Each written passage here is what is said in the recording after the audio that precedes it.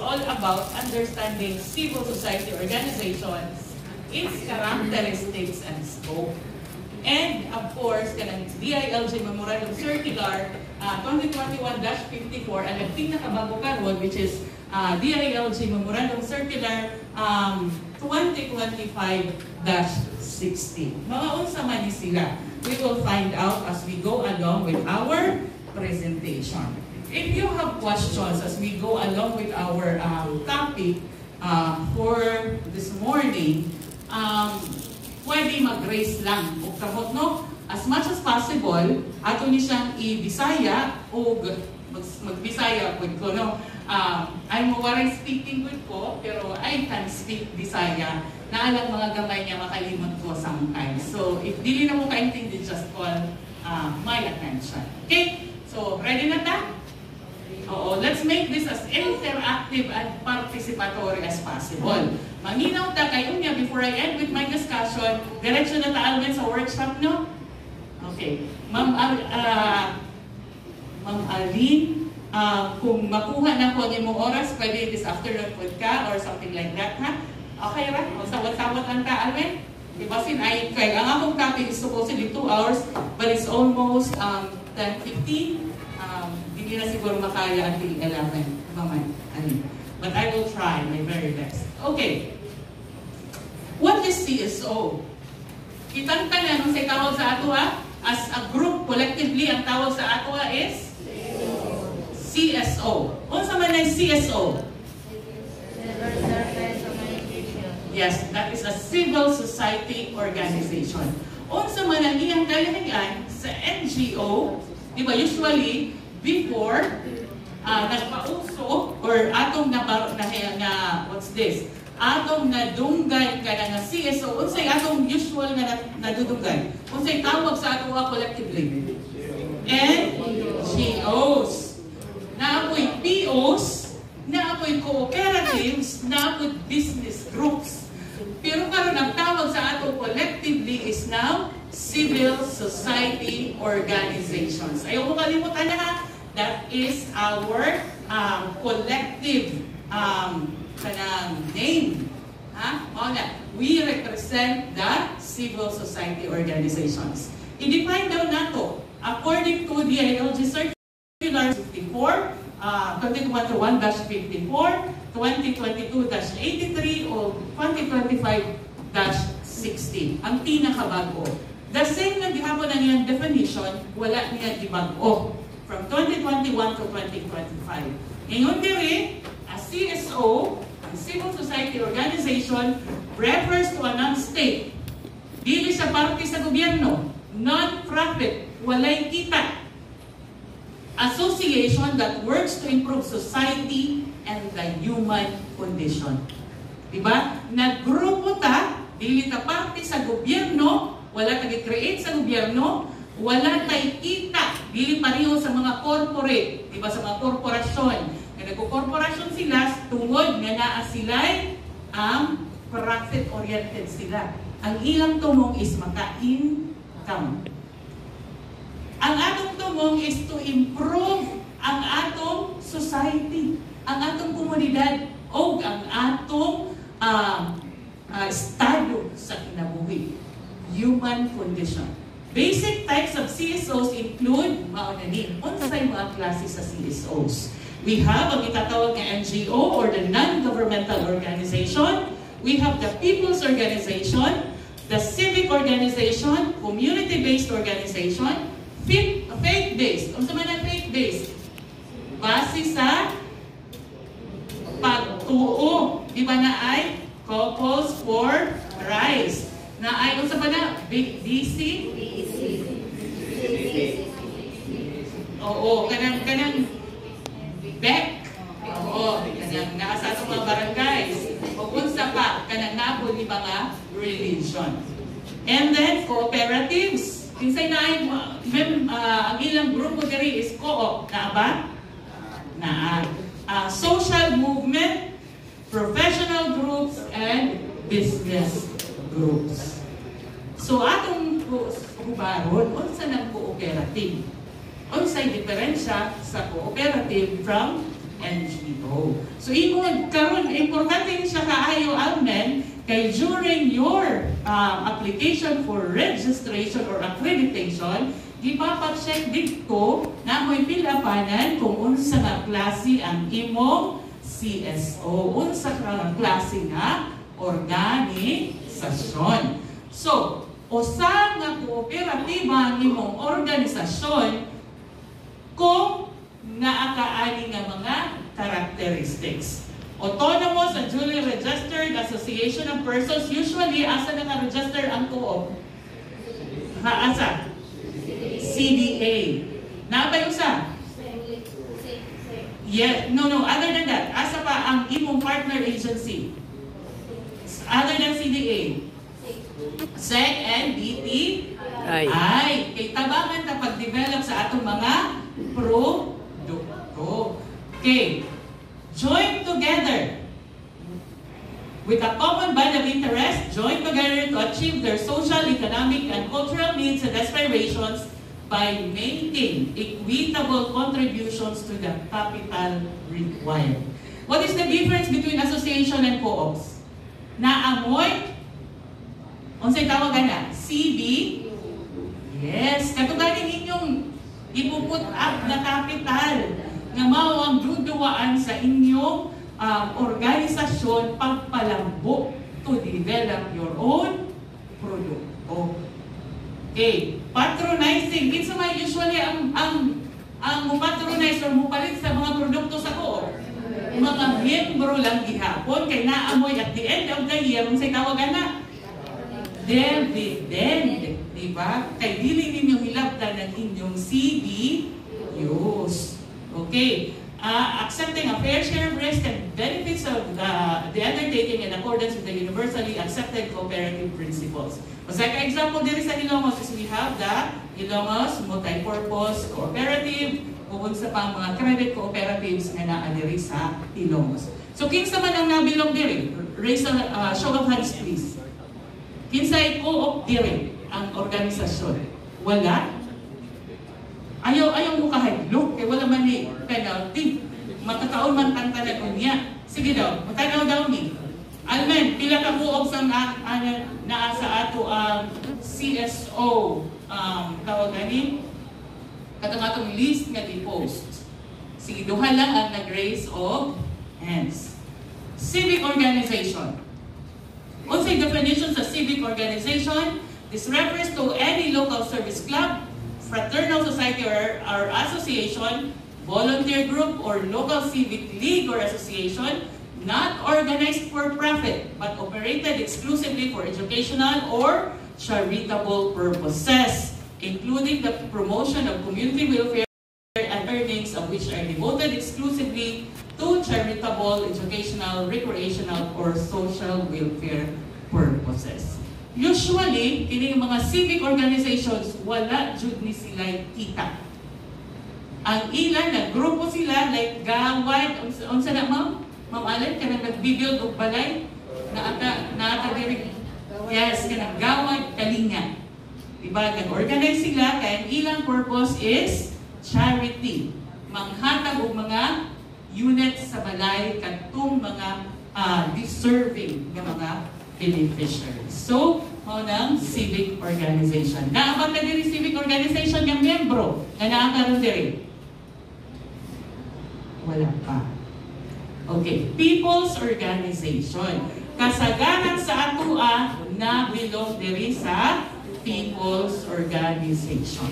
Unsa man ng people's organization? Ang people's organization, mga independent genuine association of citizens with demonstrated capacity to promote public interest with unidentifiable leadership and membership structure are often formed among the basic sectors of community. Community-based organization and labor unions fall in this category.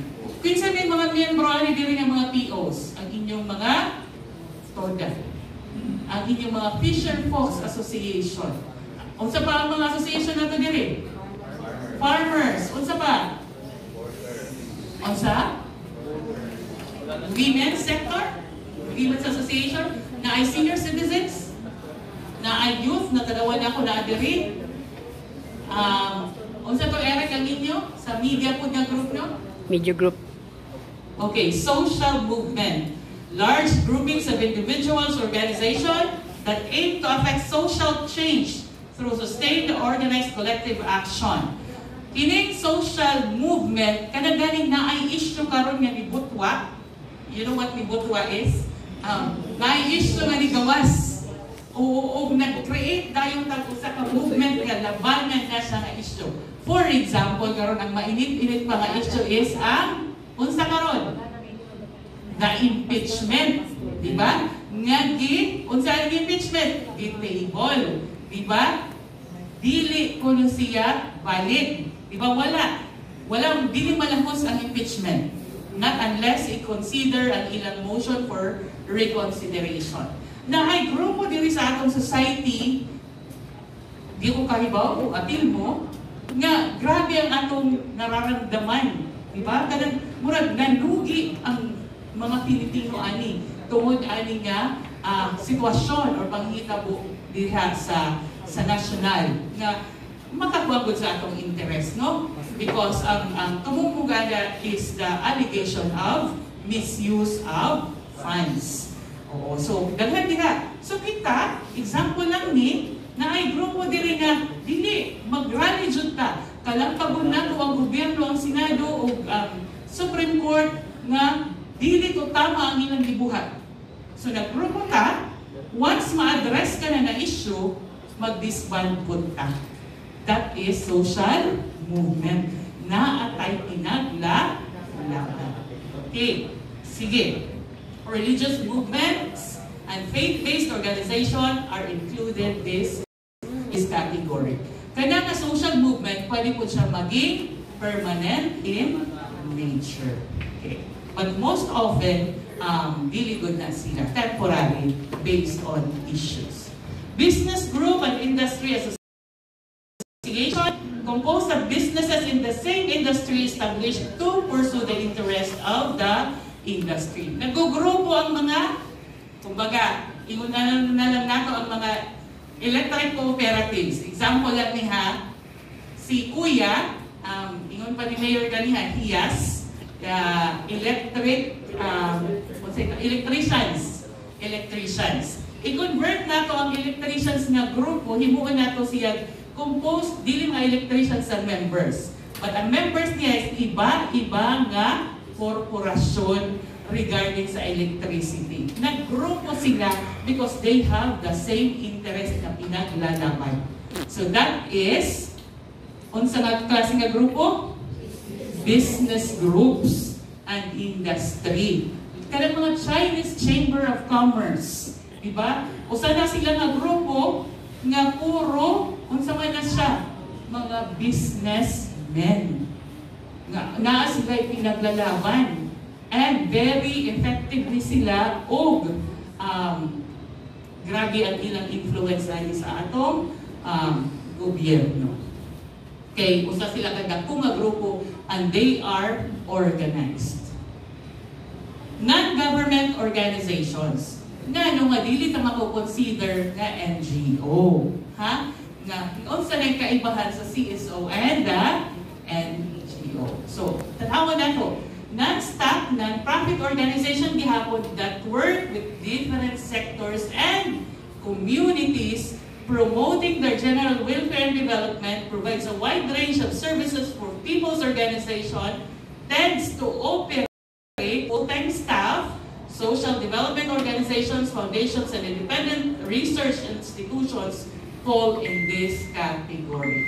So, dahil na, ang iyong grupo na belong diri, do you think? Dili. Dili pa yung na siya kanako. Dili pa sa tanang social aspect na kasulod mo. Okay. Sige. Unsa man ang usually members kaning non-government organizations kanang dagko na. Diba kanang Save the Children.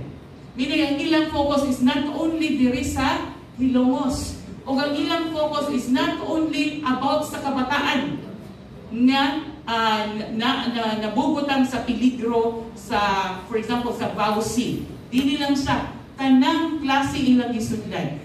disaster na sila. Man-made or unsa nga natural nga disasters, musulod sila. And others na sila tanang aspeto sa ato society. And same with the other examples here.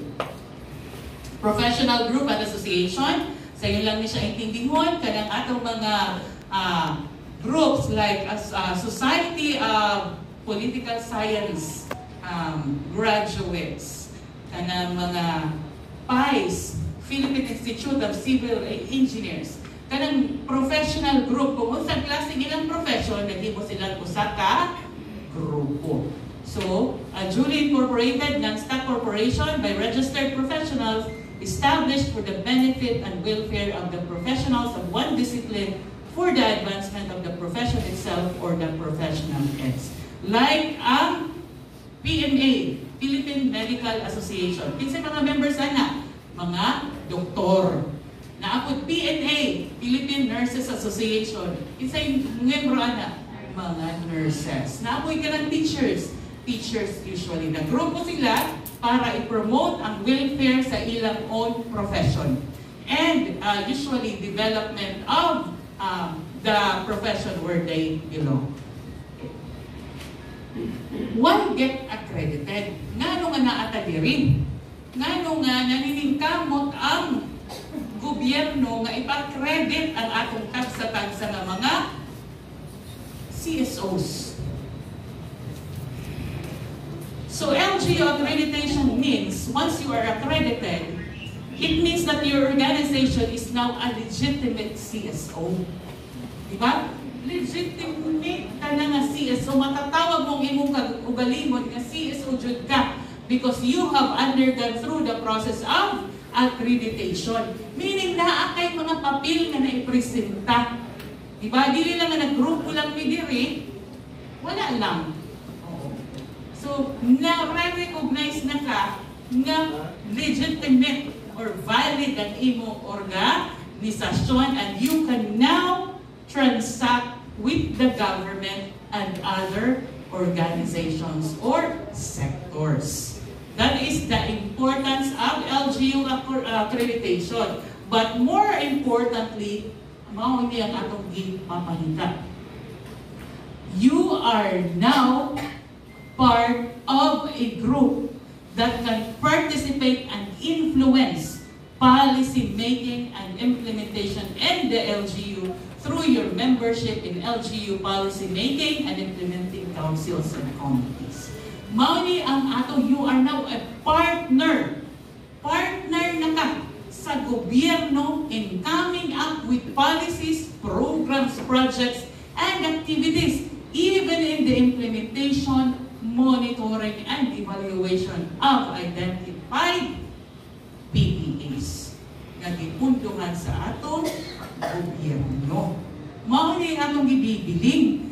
Dili ka nagpapa-accredit tungod unsa man. Usually, mao ni akong ganahan wadon sa atong una-una na nagpapa-accredit ta because naatay ganahan makuha sa gobyerno para sa atong kaugalingon. Dili na siya mao. Dapat secondary or tertiary na lang na. Ang pinakauna nato dapat nga gihuhuna-huna nga nga ganahan ko magpa-accredit is makapartisipar na ko, makatabang na ko sa direksyon kung asa pagduong ang among gobyerno. Kanang paglingkod ninyo kung miyembro ka mo puhon sa MDC, naamoy boses.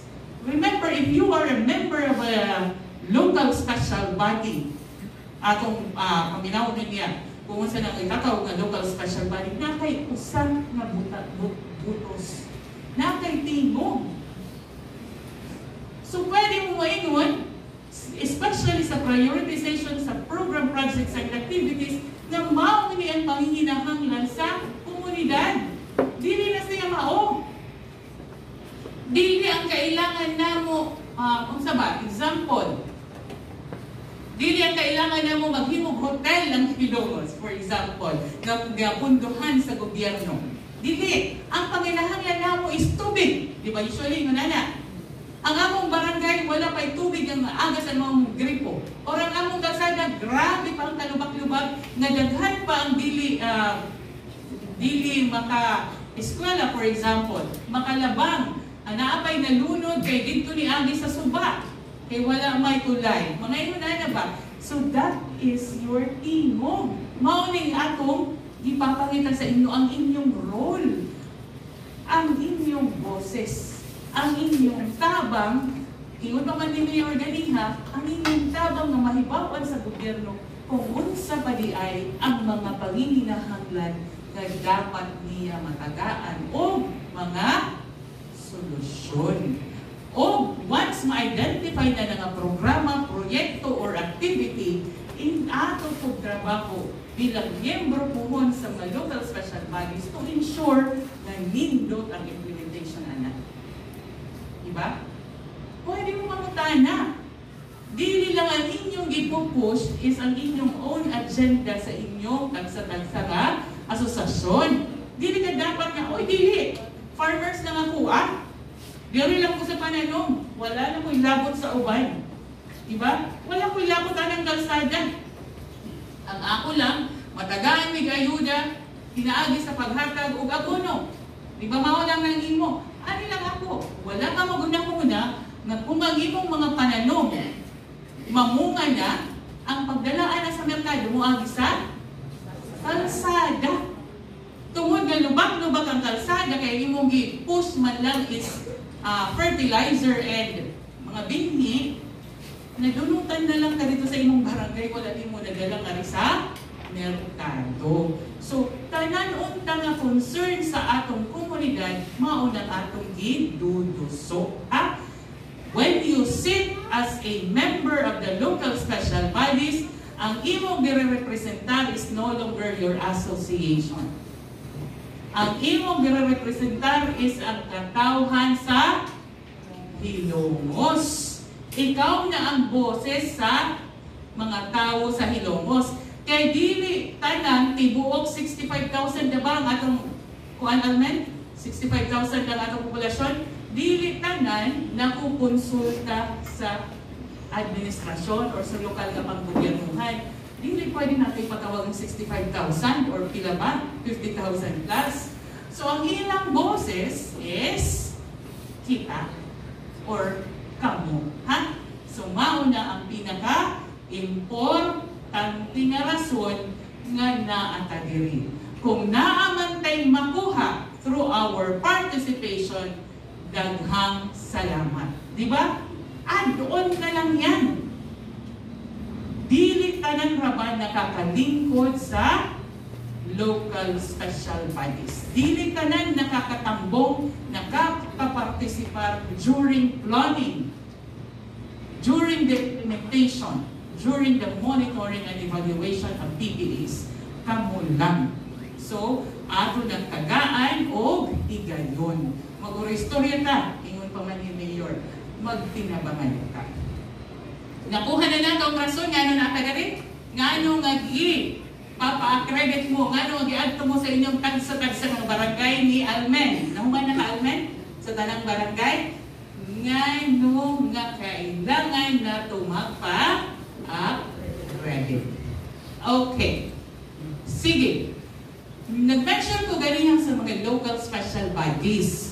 Ang pwede na tumasudlan, nga pwede mulingkod nga ito as part of that council, committee, organization sa LGU. Nga pwede musuod, participar, hatag sa atong mga boses. Pinakauna is the Municipal Development Council. And, dili lang diha nga konseho, but the Executive Committee and the LPMC. Pila ang kinahanglan sa Hilongos? We need at least 18 accredited CSOs kana nga mulingkod. Meaning, ang MDC, 1/4 sa membership belongs to the CSOs. Mao niyang rason, during the katong barangay consultation ni Almen, iyang gisibya dito nga di-discourage unta nga ang mga barangay officials or elected officials dili siya mo represent sa CSO. lahi unta. Kaya nga naan na may boses ang gobyerno. Kaya ang part-an ng miyembro is 51 punong barangays. 51 ang kapitan, miyembro na. 1/4 lang galit ang CSOs. Kung official lang gihapon sa barangay, ang miyembro sa CSO, di ba, dili na siya, murag wala na nadidipit ang purpose nga ang CSO should sit at the MPC. And ang mauhulog gani, kung ikaw barangay official kapitan, ikaw mo ng CSO member, representing your CSO nga tuwa dito, lugi ka. Tingnan, usa lang ang imong botos. Dili ka po pwede mo botos nga kapitan, dili po ka po pwede mo botos nga CSO. So usa lang, it's either mo pili ka sa barangay lang ka, meaning you represent the gobyerno, or dili ka sa CSO, wala sa barangay. And na-appear may malugi anak kung ana nga sitwasyon. Hopefully, nakuha ninyo ang reason nga nung mag-discourage na to ang practice nga ikaw nga CSO, ang imong representative is na kapitan mismo, or a kagawad, or any other elected official, even the appointed, no? As much as possible, we discourage those representatives. Kaya nagdidipit ang purpose nga kamo ang mo represent punta sa mga ordinaryo nga hilongos nun. Okay, next, in the MDC na Executive Committee o na ang iyang Monitoring and Evaluation Committee, which is the Local Planning and Monitoring Committee, na po ni siya upat na miyembro na CSOs. So pila na, ihap na nato, 18 o sa o upat. Pila na siya. Okay. Municipal School Board, naapod ta. Ganyan sa atong video mag-ipakita ang mga plano padoong sa pagpapalambo sa edukasyon. So kung ang imong organisasyon karon leaning towards education, dire ka during our CSO joint meeting, joint organizational meeting. Dire ka mo member. Okay? Hopefully na ay PTA diri, na ay unsa pa. Ang inyong concern basically is regarding education. Next, Health Board. At mga association diri nga ang iyang tumong is towards the development of the health services of our community. And then of course, the Municipal Peace and Order Council. Ang kalalian sa Municipal Peace and Order Council is even if you are already accredited, na by another layer of another layer nga imong agian before ka mamiyembro ng MPOC. Dapat ma-clear ka sa PNP.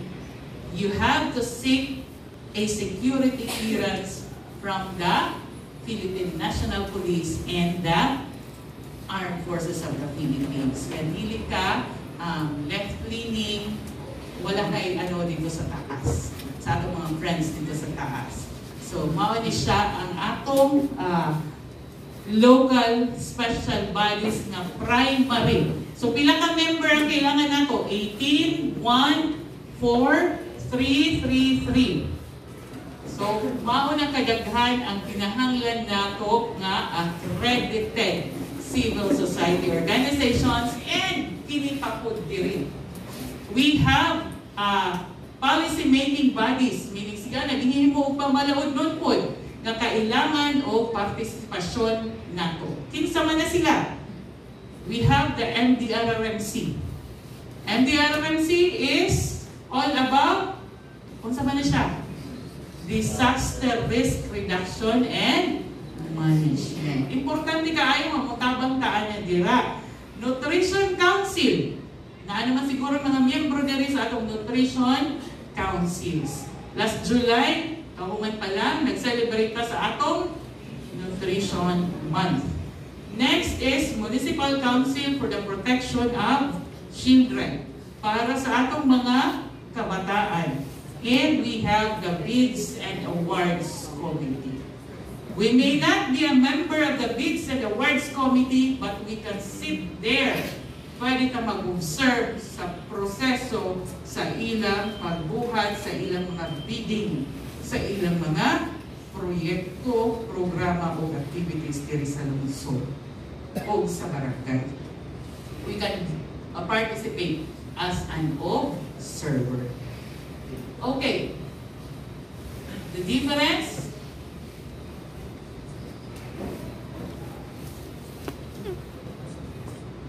so at one glance, makita nato karon ang diferensya between a CSO, people's organization, non-government organization.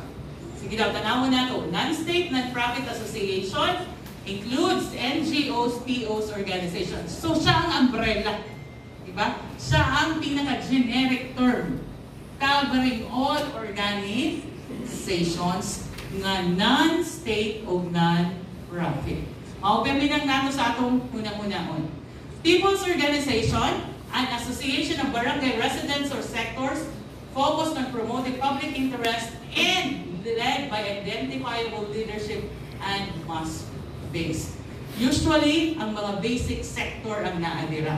We all, kasagaran sa ato, sa akong ingon pa, na belong diri like the farmers, fisher folks, workers, IPs, women, youth, urban, poor, PWD, senior citizens, and others. So when you go to the application form, kung naamo diri sa basic sector, you pick PO. You check the people's organization. Okay. Non-government organization, collaborating with various sectors and communities, promotion of welfare and development with full-time staff. Katong mga dinagpo na usually. Okay? So nga naman, basi nga ay nag-replay sa inyong namuna karon, nga naman nga ang cooperative CSO lang gihapon, na naman siya kita. Diba? Na may kita, na may profit. Mo niya niyang explanation. Diversity in the purpose and structure, which is why they can still fall under the category of CSO. Ang ilang good primary mission is to serve the interest of their members. And share ownership and equal voting rights and profit distribution is distinct.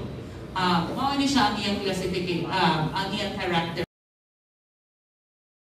Ko ng mga korporasyon nga di ba ang profit sharing nila is depende sa imong share of stocks, di ba?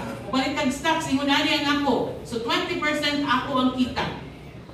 D-rate equal voting rights. Og naa sila ang ilang primary mission is to serve the interest of their members and contribute to the betterment of society. Magagmay lang usually ang cooperatives. Okay. What is a recognized organization? Naa ba diri recognized lang, not accredited? Katong una nga termino from 2022 to 2025, naabay na isuhan na certificate of recognition, not accreditation? Wala?